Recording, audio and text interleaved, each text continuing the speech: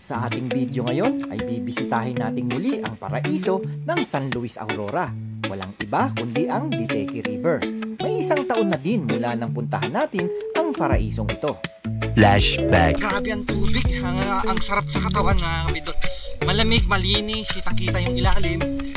Tapos, basta yung nature talaga. Naririnig mo yung mga tunog ng ibon, yung daming ibon.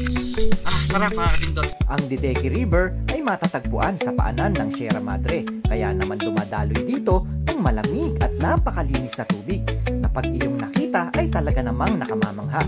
Ang mga aktibidad dito ay river tubing, cliff jumping, overnight camping at marami pang iba. At alam mo ba na ma-enjoy mo ang paraisong ito sa halagang 10 pesos lamang kada tao? What? Samahan niyo muli kami at tuklasin natin ang kagandahan ng Ditequi River. Tara na! Galing kami sa Dipakulaw, papunta tayo ngayon nandito na tayo sa bayan ng San Luis. I-revisit natin ang Ditequi, no? Kasi ang alam ko malaki na yung pinagbago ng Ditequi. Nandito na tayo sa Ditequi. Ayan, nakarating na rin kami dito sa Ditequi. Galing ng Dipakulaw. Ayan. At sa ating pagdating sa Barangay Ditequi ay agad nating hinanap ang ating kaibigan na vlogger na si Tim Valdez o si Ian upang abutan siya ng kaunting regalo mula Kabanatuan. Okay lang bro, kuna kita. Okay lang po. Ito na si yung kaibigan natin dito sa Ditequi. Tim Valdez, no? Si Ian, no? Shout out kay brother Ian, no? Ito yung bigyan natin siya ng pasalubong galing Nueva Ecija. Ayun. Bro, punta kami doon, ha? Ay, sige, maraming salamat. Sige. Pero pag kailangan matutulog, sabi mo lang. Hindi, lang din kami. Balikan. Balikan lang. Sige. Siya nga pala yung sa atin, nung last year, kung nakatandaan nyo, kung may nakapanood doon, siya yung nagpatulog sa atin dito sa kanilang bahay, no? At ito nga, maraming salamat. Sige. Ay, anak mo? Oo. Sige, alis Pupunta kayo. kami dito maabuat sa saglit, tas babalikan din kami. Ayun. Kung kayo manananghilan sa bahay. Sige bro, punta kami dito, nag-ano rin kami, saglit lang kami. Ay, sige. Sige. Pag message mo lang po. Sige. Bro, thank you. Sige po. Sige. Ingat po. Yeah. Salamat po dito sa Ayun. Brother Ian, thank you. Yeah. para ma-share. Ito na kami mga kapindot, kakain.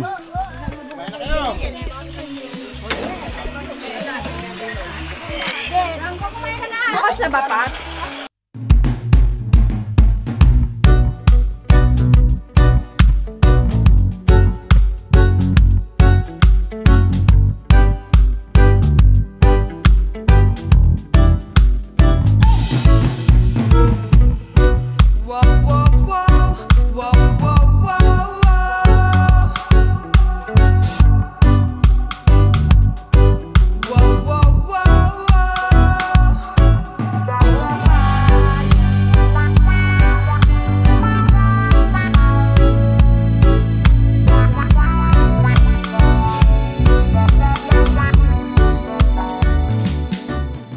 Iba talaga din ang kagandahan nitong Ditequi, no? Nandito na naman tayo.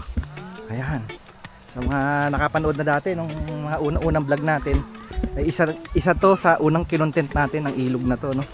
At wala pa nga masyadong nag-upload no sa Facebook. Si Tim Valdez pa lang, no? Yung kaibigan natin na si Ian, na vlogger na taga dito din sa Ditequi. Siya lang halos ang nagba-vlog nun. Tapos nung nakita ko ngayon, sinubukan ko rin dito na pumunta nga kasi nga nakita ko maganda, no? Ang nakikita nyo, ayan, no? Napakalinaw ng tubig dito mga kapindot. At ngayon nga ay madami na mga vlogger na pumunta dito. At ayun nga, nakita natin na parang iba na ang itsura niya doon, lalo na doon sa may harap. Mas pinaganda siya ngayon, lalo yung nandoon sa may harap doon, sa may bandang tulay. Mas pinaganda nga nila ngayon ang style, no? So ito na tayo. Ayan. Iba talaga dito sa Ditequi River ng San Luis Aurora. Ayan, no?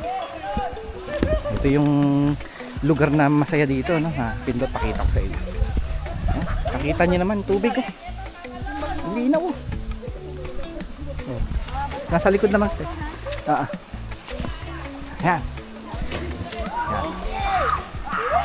Kuya Ed, ang ating bayaw. Malalim pala, ha? Malalim to, nakakatalon to. Dalawa, di binabata ko, di pinatulog. Ito mga bata, pwede dito. Mababaw-babaw to eh. Mababaw yan eh. Si Andres, wala. Kita nyo naman yung mga tubig. Mga tubig. Kita nyo naman yung tubig. Oh. Ang hinaw. Oh. Ayun oh. Tapos, pag gusto mong mag-clip jump, ayun yun. Tumalon din tayo dati doon. Oh. Naalala ko noon, mataas din yun.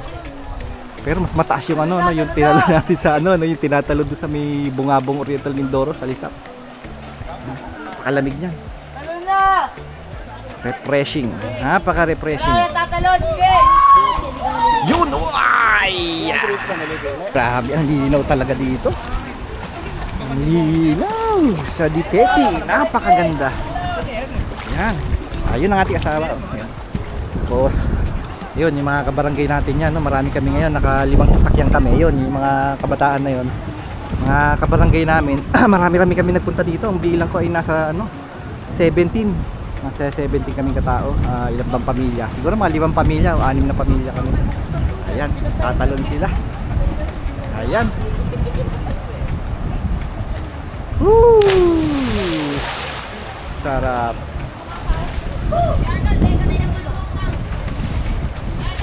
Woohoo!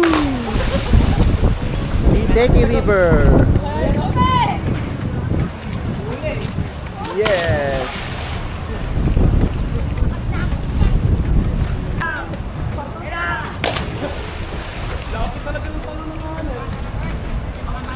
Saan yung nakita ko tumalong kanina ron?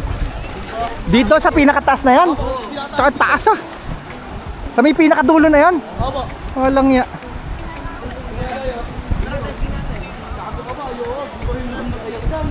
Masyado mataas yan. Mataas yun. Yun yun, grabe ang taas no. Parang kasing taas na yung ano, yun yung nakita niyo yung sulok na yun. Kasing taas niya yung sa may Bungabo, sa Lisap River, ganun kataas. So yun, extreme yun. Kung nakita ka nyo sa last vlog natin, hindi natin tinalon yung pinakataas ng Lisap River kasi ganun siya kataas. Tingin ko di natin kaya yan. Hanggang doon lang tayo, yun, kakayanin natin yun sa bandang gitna. Pero yun sa taas na yun, di natin kakayanin yun. Kaya naman, kaso nga lang parang gusto ko malalim na malalim no, kasi ito nung tumalon tayo dito, yun yung tinalon natin nung huli dati, yun yung puno na yun. Nung tumalon tayo doon ay ano siya no, nasasayad yung ano, sayad na yung ilalim. So kung doon sa pinakataas parang medyo mahirap. Subukan natin. Mababa muna. Sukatin natin dito no, kung gaano kalalim.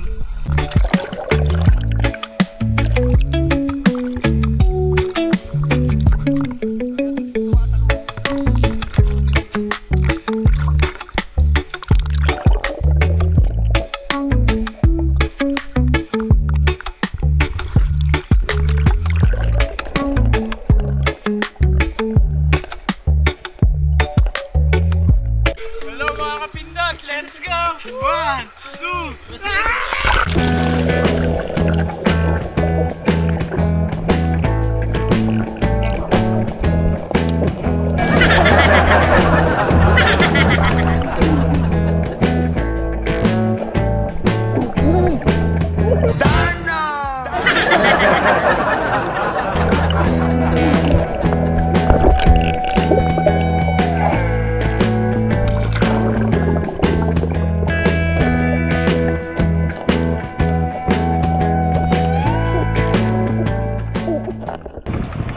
Grabe rin yung mga taga dito oh, sa Diteki oh. Grabe ang taas. Ayun oh. Grabe. Mas mataas pa yata. Wow!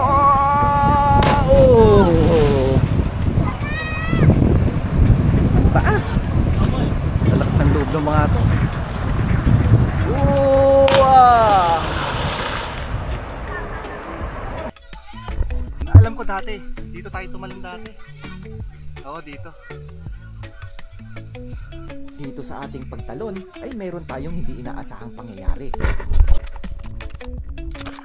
Kung mapapansin nyo ay unti-unti na lamang lumulubog ang ating camera sa pinakailalim na bahagi ng ilog. Yun pala ay nabali na ang stick ng ating action cam. Sa kabutihang palad ay na-recover natin ang ating camera. Yun nga lang dahil dito na rin mapuputol ang ating vlog. O nga pala, kung gusto mo o nagustuhan mo ang ganitong mga content ay maaari sanang pakisubscribe sa aming channel. Maraming salamat!